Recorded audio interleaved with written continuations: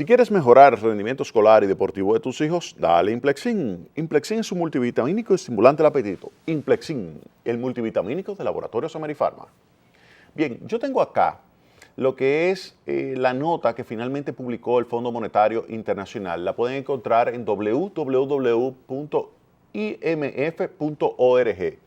Esa es la nota que publicó la misión del Fondo Monetario Internacional que asistió en noviembre en la República Dominicana. Tal como nosotros habíamos previsto, en esta se señala que el crecimiento económico es acelerado, es uno de los más altos de toda la región, ha promediado 7% desde el año 2014 a los primeros 3 trimestres del año 2015. La posición fiscal ha mejorado, la posición externa ha mejorado, tal como habíamos señalado. Y hace recomendaciones. Por ejemplo, el actual ciclo ascendente brinda una buena oportunidad para enfrentar vulnerabilidades que aún permanecen, construir amortiguadores contra riesgos y fortalecer las bases de un crecimiento futuro sustentable y más incluyente. Eso significa aprovechen los buenos tiempos para que ahora que las vacas han estado gordas, pues prepárense para situaciones que pueden ser negativas en el futuro.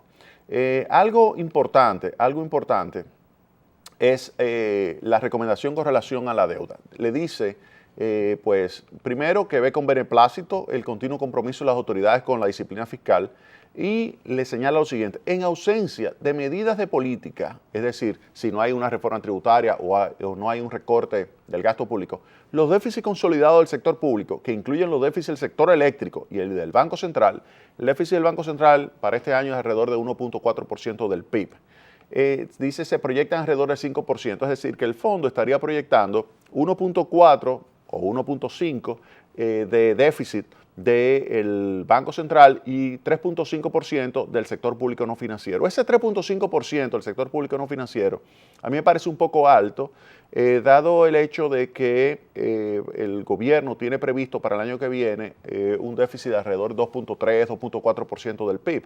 Entonces eso significaría que le estaría añadiendo alrededor de 1.1, 1.2 del PIB adicional de déficit vinculado con el sector eléctrico. Si los precios de los combustibles se mantienen en los niveles actuales, el monto adicional que habría que mandarle para el subsidio del sector eléctrico me parece que pudiera estar más cercano a 0.6, 0.7% y no 1.2%. Pero vamos a mantener lo que es la estimación del Fondo Monetario Internacional. Le dice al gobierno, si nosotros estamos en lo correcto, que el déficit es 5% consolidado, 3.5, 1.5 Banco Central, 3.5 gobierno, incluyendo el déficit del sector eléctrico, esto pudiera generar una situación y es que aumente la deuda pública consolidada desde menos del 50%, que es como está ahora, menos del 50%, hasta 54% para el año 2020.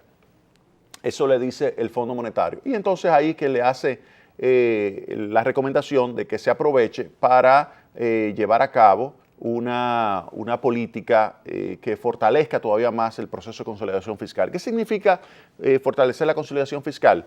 Reducir el déficit a través de un aumento de los ingresos y una reducción del gasto público.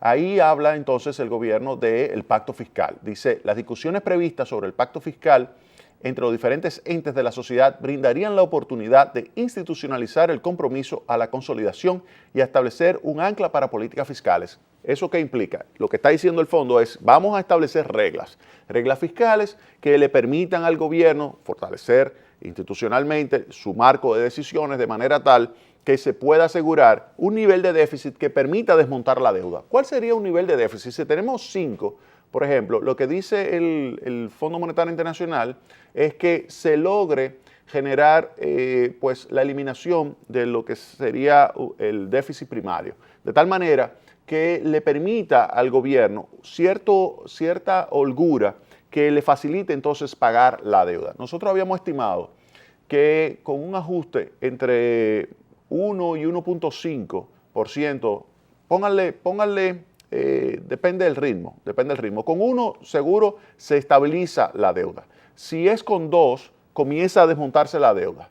¿Eso qué significa? Si, por ejemplo, se eliminase totalmente el déficit del sector eléctrico o si, por ejemplo, se pudiera generar una reducción de lo que son las exenciones y mejorar el nivel de ingreso del gobierno en un punto y reducir el déficit del sector eléctrico y tener entonces 3 puntos de ahorro, con eso se pudiera comenzar a desmontar la deuda del 50% o cercano al 50% que pudiera terminar este año, pudiera irse desmontando para un periodo de 5 o 6 años poder tener un nivel de deuda de alrededor de 50 menos 10 puntos, sería de alrededor de 40 puntos. Y si seguimos reduciendo, llegar hasta 35% del PIB de deuda, que es lo que el Fondo Monetario Internacional estaría recomendando a las autoridades.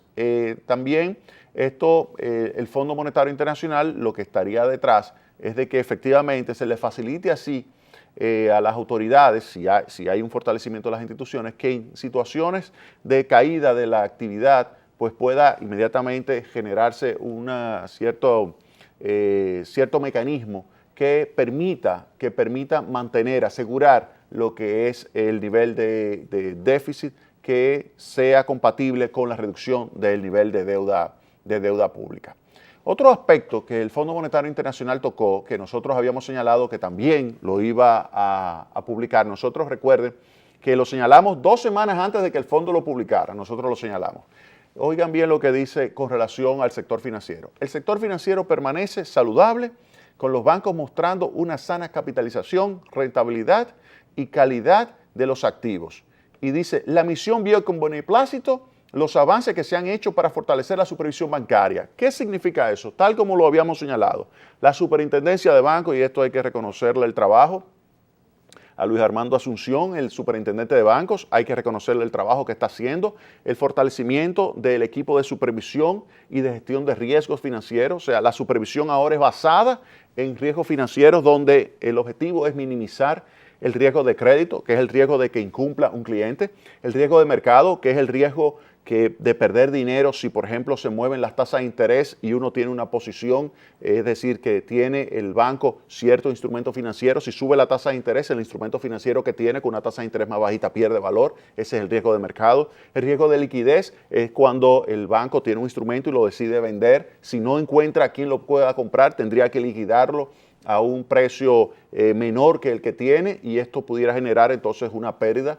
también de valor del banco, y el riesgo operativo, es decir, el riesgo que tiene una institución de estar sujeta de que un grupo de funcionarios pues, pueda llevar a cabo ciertas actividades que no estén autorizadas y que esto pueda producir una pérdida.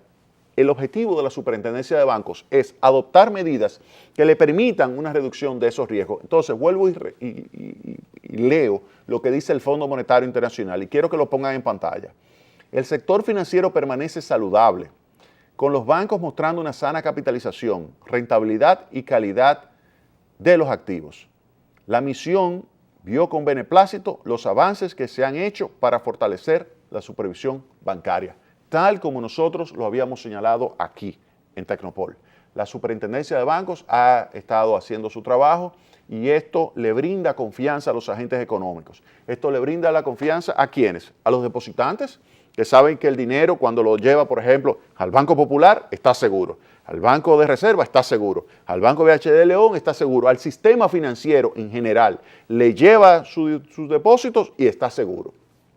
Así también, cuando usted va y toma prestado, usted también puede estar tranquilo de que esa entidad está siendo bien manejada. Cuando uno ve los indicadores, por ejemplo, los indicadores que tienen que ver con morosidad, vemos cómo han ido cayendo los indicadores de morosidad, pero al mismo tiempo vemos cómo ha ido mejorando el nivel de eficiencia. El nivel de eficiencia, si uno toma, por ejemplo, los indicadores del Banco de Reservas con relación al tema de lo que es su gestión, en términos de los activos productivos, vemos cómo ha ido mejorando significativamente lo que es la eficiencia de esa entidad, reduciendo los costos. Los costos de gestión del Banco de Reservas ha ido cayendo. Y nosotros aquí mismo también lo pronosticamos. Señalamos aquí que con la entrada de Enrique Ramírez Paniagua en la gestión, en la administración del Banco de Reserva, iba a conseguir un buen desempeño. Y ahí está. Ahí vimos cómo le dieron también un reconocimiento la revista The Banker como el mejor banco del año 2015 al Banco de Reserva. Así que nuestras felicitaciones a Enrique Ramírez, nuestras felicitaciones al superintendente de banco, Luis Armando Asunción, por el trabajo que ha estado haciendo. Yo creo que es un aporte significativo. Y nuestras felicitaciones al equipo que ha logrado que ese sistema bancario pues sea capaz de reducir su riesgo y mejorar su eficiencia. Porque cuando mejora la eficiencia del sistema financiero, lo que estamos viendo es que es más fácil y con mejor impacto la transformación del ahorro en inversión. Recuerden que ese es el papel del sistema financiero. Tomar el ahorro de los depositantes y llevarlo de forma eficiente, con un bajo costo de intervención, hacia lo que sería el proceso de creación de nuevo valor agregado, es decir, de inversión. Y eso se está logrando con este trabajo. Y ese reconocimiento del Fondo Monetario Internacional, nosotros lo señalamos aquí primero, en Tecnopol. Vamos a la pausa y retornamos en breve con más Tecnopol.